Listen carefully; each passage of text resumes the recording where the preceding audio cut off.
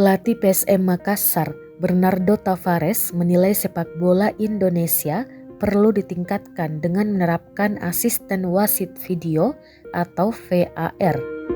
Hal itu disampaikan usai timnya kalah dari Persija Jakarta pada pekan ke-20 Liga 1 2022-2023. PSM Makassar takluk 2-4 dari Persija di Stadion Patriot Candrabaga, Bekasi, Jawa Barat pada Rabu 25 Januari 2023. Gol Persija dicetak diantaranya Abdullah Yusuf Helal dan Aji Kusuma.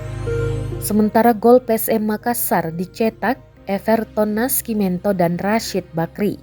Tavares menduga 3 dari 4 gol Macan Kemayoran perlu ditinjau kembali melalui VAR.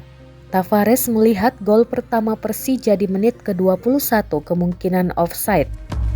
Kemudian proses gol kedua pemainnya, Yoran Fernandes, ditarik oleh pemain Persija, tapi wasit tidak melakukan apa-apa.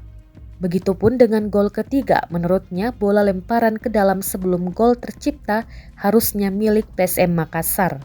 Namun justru diberi ke Persija. Gol keempat Persija tak luput dari pantauan pelatih berlisensi UEFA Pro ini. Ia masih ragu terkait gol keempat itu. Di lain sisi, dari televisi pun tidak bisa memberikan gambar yang membuatnya bisa menganalisa momen yang perlu diragukan.